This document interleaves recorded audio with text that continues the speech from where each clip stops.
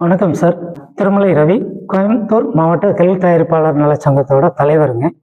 கோயம்புத்தூர் மாவட்ட கில் தயாரிப்பாளர்கள் நலச்சங்கம் சார்பாக 7ஆம் ஆண்டு பொதுக்குழு கூட்டம் அன்னைக்கு சிறப்பாக நடத்தினோம். ஒரு 600-700 பேருக்கு மேலே கலந்துக்கிட்ட ஒரு மிகப்பெரிய நிகழ்வு. இந்த நிகழ்வில் மாநகராட்சி மேயர் திருமதி ரங்கநாயகி அவர்களும், அதிமுகவோட கோவை வடக்கு சட்டமன்ற உறுப்பினர் அம்மன் அர்ஜுனன், துணை மேயர் வெற்றி செல்வன், நிறைய பேர் கலந்துக்கிட்டாங்க. இந்த நிகழ்வுல தீர்மானங்கள்லாம் நாங்கள் நிறைவேற்றியிருக்கோம். அதில் என்னென்னு கேட்டிங்கன்னா, 16/4/2024 நாடாளுமன்ற தேர்தல் நடந்தப்போ கோவைக்குன்னு ஒரு தேர்தல் அறிக்கை தொழில்துறை அமைச்சர் டிஆர்பி ராஜா வெளியிட்டாங்க. அதில் கில் பார்க், ஜுவல்லரி பார்க் 2 அனௌன்ஸ் பண்ணாங்க. அதில் ஜுவல்லரி பார்க்கை உடனே தமிழ்நாடு முதலமைச்சர் மு.க. ஸ்டாலின் அவர்கள் நிறைவேற்றி கொடுத்துட்டாங்க. ஆனால் கிரில் பார்க்னு எங்கள் கிரில் ஃபேப்ரிகேட்டர்ஸ்னு சிப்கோ ஏற்படுத்தாருங்கிறது இந்த நிமிஷம் வரைக்கும் எங்களுக்கு நிறைவேற்றலை.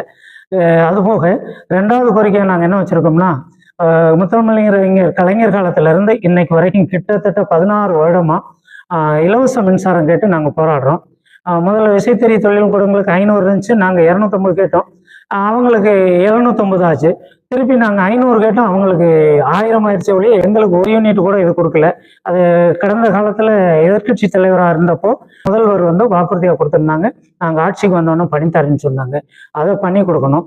அது மாதிரி மாநகராட்சி எல்லைக்குள்ள நாங்கள் மேயர் மேடம் அவங்கள்ட்ட நாங்கள் கோரிக்கையாக வச்சுருந்தோம். எங்களுக்கு காட்சிப்படுத்துறது, எங்களோட தொழில் சார்ந்த காட்சிப்படுத்துறதுக்கு கொடிசியா சைமா வளாகம் போல எங்களால் வாங்குறதுக்கோ நிறுவுறதுக்கோ எங்களுக்கு வாய்ப்பு இல்லை. அது சார்ந்து எங்களுக்கு ஒரு 5 கிரவுண்டோ 10 கிரவுண்டோ எங்களுக்கு ஒரு இடம் மாநகராட்சி எல்லைக்குள்ள ஒரு 99 வருஷம் குத்தகைக்கு நாங்கள் கேட்டிருக்கோம். அதுபோக மின்சாரத்தில் 3B டேரிஃபில் இப்போ இருக்குங்க எங்களோட வெல்டிங் மின்சாரம். ஆனால் 3A1க்கு மாற்ற சொல்லி தமிழ்நாடு அரசாங்கம் மின்துறைக்கு ஆணை ஜியோ போட்டோம். மின்துறை அலுவலர்கள் யாருமே அதை அமுல்படுத்த மாட்டேங்கிறாங்க. அது மின்துறை செயலாளர் இதை கவனத்தில் எடுத்து முதலமைச்சர் கவனத்துக்கு கொண்டு போய் அதை மாற்றி கொடுக்கணும்னு இந்த நேரத்தில் கேட்டுக்கலாம். நாங்கள் இப்போ செம்மொழி திறங்கிறதுக்கு முதலமைச்சர் மு.க. ஸ்டாலின் வந்திருந்தாங்க.